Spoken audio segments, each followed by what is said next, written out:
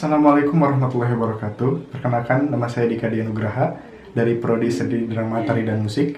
Kali ini saya akan berbagi ilmu tentang filsafat pendidikan, yaitu filsafat pendidikan perennialisme. Langsung saja kita ke materi selanjutnya. Selamat menyaksikan.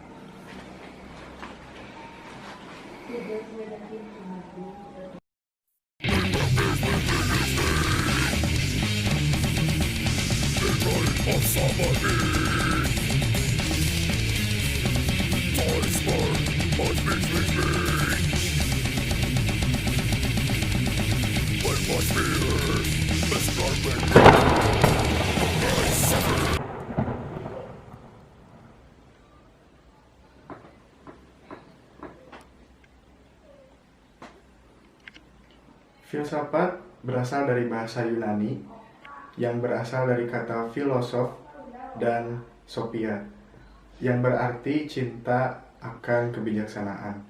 Filsafat sendiri merupakan sebuah landasan ilmu dari berbagai hal yang berkaitan dunia ini. Salah satunya dengan pendidikan. Maka dari itu muncullah sebuah pemikiran tentang filsafat pendidikan.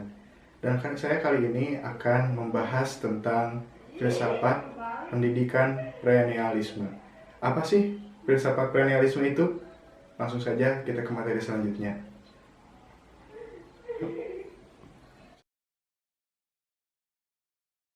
Menurut Kamus Besar Bahasa Indonesia, arti kata perennial adalah dapat hidup bertahun-tahun.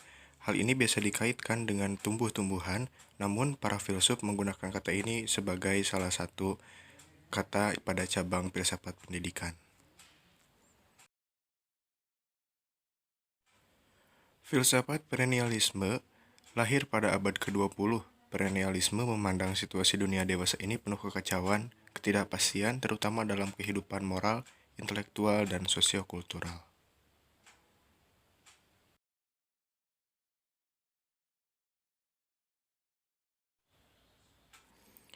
Perennialisme memandang bahwa kepercayaan-kepercayaan zaman dahulu perlu diterapkan dan dijadikan dasar sebagai konsep filsafat dalam pendidikan zaman sekarang. Sikap ini bukan nostalgia, tetapi berdasar keyakinan dan bahwa kepercayaan-kepercayaan tersebut berguna bagi abad sekarang.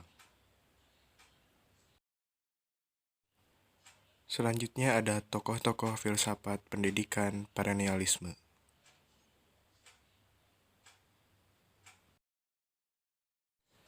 Yang pertama, Plato.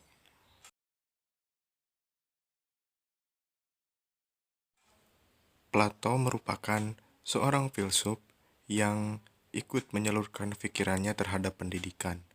Menurut dia, pendidikan adalah melakukan pembinaan pemimpin yang sadar terhadap pentingnya asas normatif dan melaksanakannya dalam seluruh aspek-aspek kehidupan.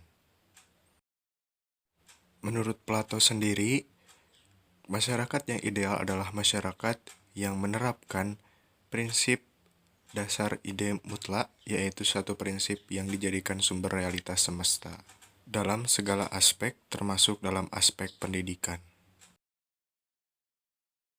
Selanjutnya ada Aristoteles. Aristoteles merupakan salah seorang murid Plato. Menurut Aristoteles, manusia itu perlu diajarkan bagaimana cara berpikir berdasarkan prinsip realitas yang lebih dekat pada alam kehidupan manusia sehari-hari.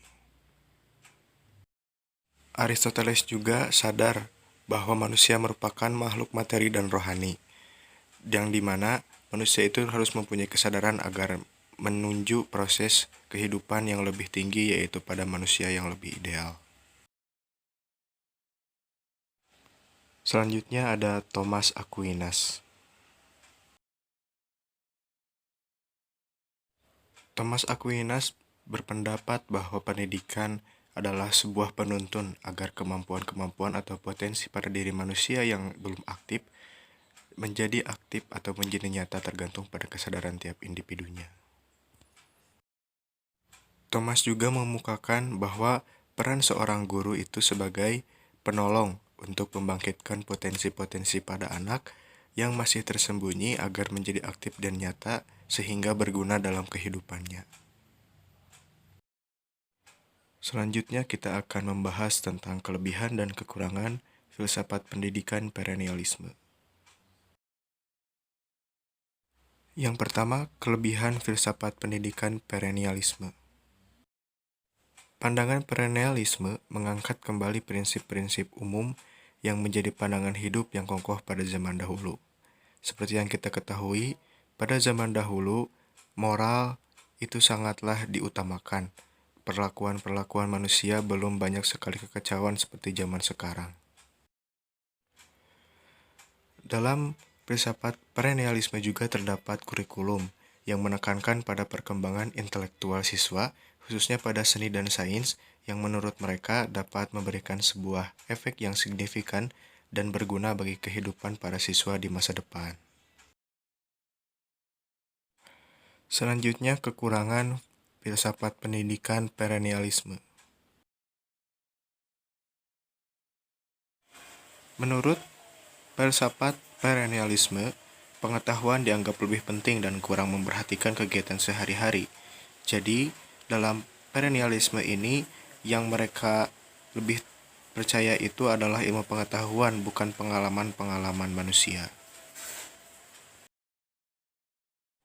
Menurut faham perennialisme, perubahan-perubahan hanya menimbulkan kekacauan, ketidakpastian, dan ketidakteraturan, terutama dalam kehidupan moral, intelektual, dan sosiokultural. Untuk itu, mereka lebih percaya terhadap ilmu pengetahuan zaman dulu daripada zaman sekarang.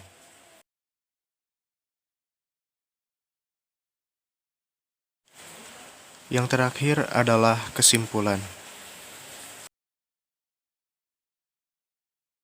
Jadi, filsafat perennialisme ini merupakan sebuah kontra dari filsafat progresivisme.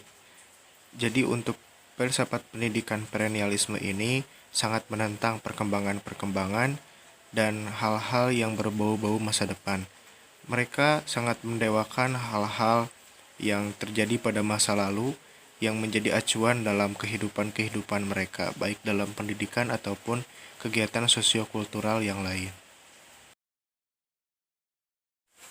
Dalam faham perennialisme juga, mereka mempercayai realisme-realisme dalam kehidupan seperti yang sudah diutarakan oleh Plato dan Aristoteles.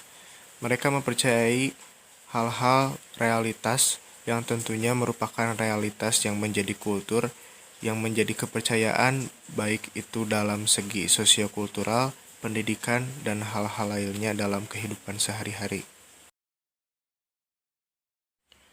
Melihat dari kejadian-kejadian dan kondisi pendidikan zaman sekarang, apakah perennialisme dapat diterapkan? Perennialisme ini menawarkan hal-hal yang berbau masa lalu, yang dimana kita tahu bahwa masa lalu itu penuh dengan etika yang dijunjung tinggi, moral yang baik, tidak seperti zaman sekarang. Banyak sekali permasalahan-permasalahan serta penyimpangan-penyimpangan dalam pendidikan, baik itu dalam sistem atau dari hasil pendidikan itu sendiri, seperti mahasiswa-mahasiswa atau siswa peserta didik yang bersikap tidak sesuai dengan yang seharusnya, yaitu sebagai orang-orang terpelajar. Hal tersebut tentunya sangat berbeda dengan zaman dahulu, yang dimana etika dan moral itu sangat dijunjung tinggi. Apakah perennialisme perlu diterapkan kembali dalam pendidikan saat ini? Kita lihat apa yang akan terjadi di masa depan.